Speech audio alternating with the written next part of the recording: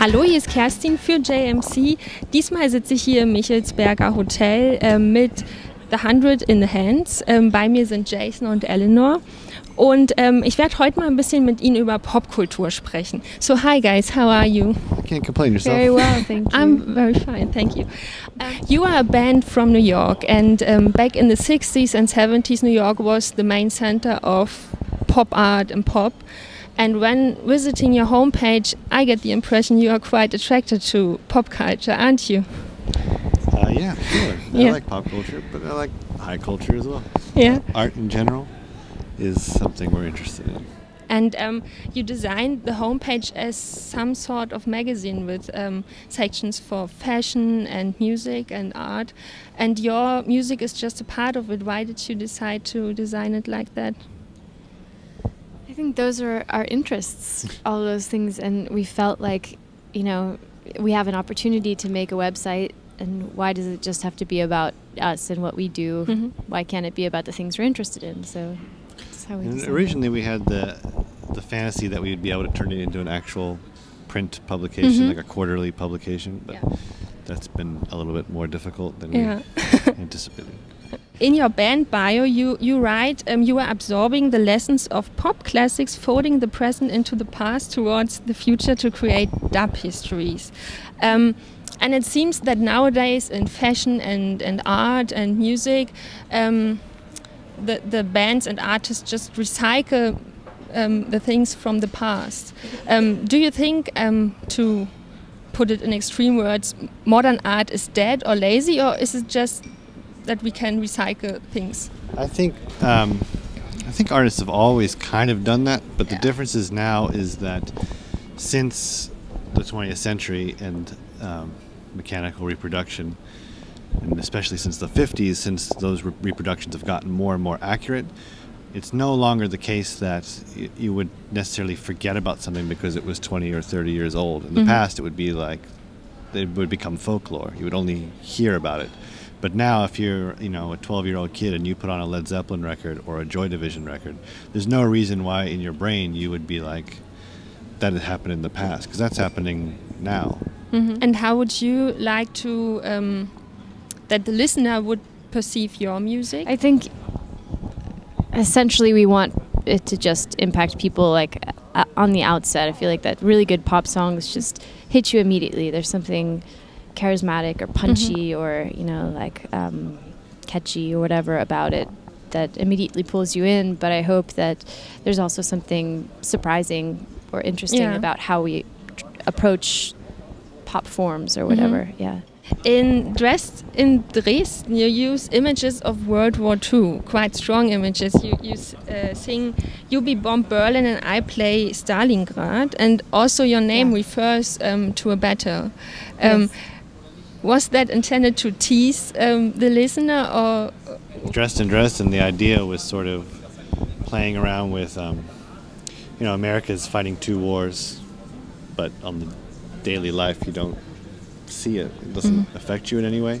It becomes something plastic. It's an idea of, you know, it's a video game. It's happening on the edges of the empire, and contrasted to like the generations that lived through the bombing of Dresden or the Battle of Berlin, Stalingrad, whose entire lives were affected and became about that. And like for people in Afghanistan or Iraq, it's, I'm sure, the same thing. I mean, that statement in particular, like "You Be Bomb Berlin, I'll Play Stalingrad," is it's so flippant that it's kind of crude, you know, and gross. You know, if you actually think about it, and I think that's kind of part of what we're getting at in the song is that today it's easy to be flippant about those things that are real and substantial. In the first place, I thought it was some kind of love song. And it reminds me of the song "Love is a Battlefield," and that always reminds me that relationships and love are work and even battles. So what do you think, love and war, two natural opposites or two sides of a matter? No, yeah, I mean, that's kind of what we were playing with. It was like, but it was kind of more lust, I would say, like more like sex, sex and hedonism, sex and hedonism and death and war, and how those all link together, and but are also opposites. Yeah. So we talked about music and art, and to finish that interview, I would like to show you covers of records that connect art and music, and I want you to comment on them. Okay? Yeah, well, it's obviously, this is kind of maybe Andy Warhol's whole contribution to the Velvet Underground. I'm not really sure what else he really did, but it's obviously a big tease, because we all know what that banana is.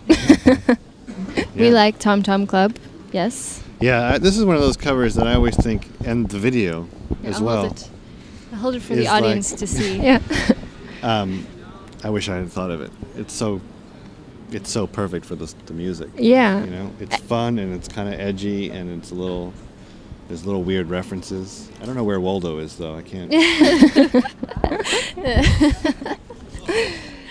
It's very minimal. Yeah. This looks really like that kind of New York late 70s, early 80s, early video installation kind of art.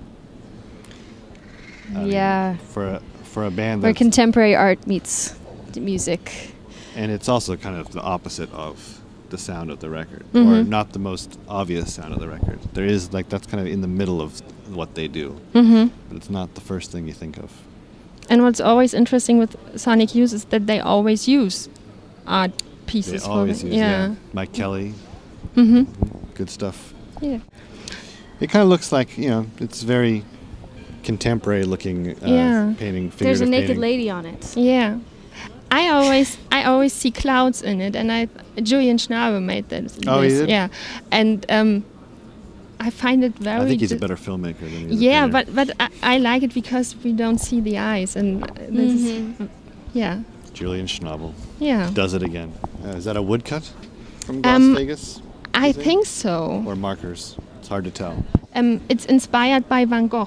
I Oh, really? Yeah. It looks more like Edvard Munch. Yeah, that's what my sister said yesterday. It doesn't look like I Vegas. don't really have anything to add. Kind of reminds me of the Tom York cover too. Yeah, that's yeah, right. Oh yeah, it does. I like that is a wood cut. Yeah, that's yeah. what made me think of that. I like the high contrast. Mhm. Klaus Forman, the artist. Yeah. Their eyes are just so dark in this. Do you know the story behind George's eyes? No. Klaus drawed all the eyes of the other Beatles, Uh-huh. and he couldn't draw George's eyes, so he cut out from the eyes from a picture. And then Yeah, right. yeah, It's great. I Yeah. mean, they made some good covers. yeah, Not the first one, not so much. That's a great No. story. yeah. I wonder what it Well, was it's also about it. interesting there because I didn't even notice that there are a lot of like photographs Yeah. in here. You never noticed there were photographs? Oh, I didn't really think about it. I always you just missed look the at their photograph. faces. So that was the end. I Great. thank you so much Thank for you. your time. No, thank and you I for hope you having us. have a great day here in Berlin. You I'll too. do my best. Thank you. Das war Kerstin für euch mit The 100 in the Hand. Bis zum nächsten Mal.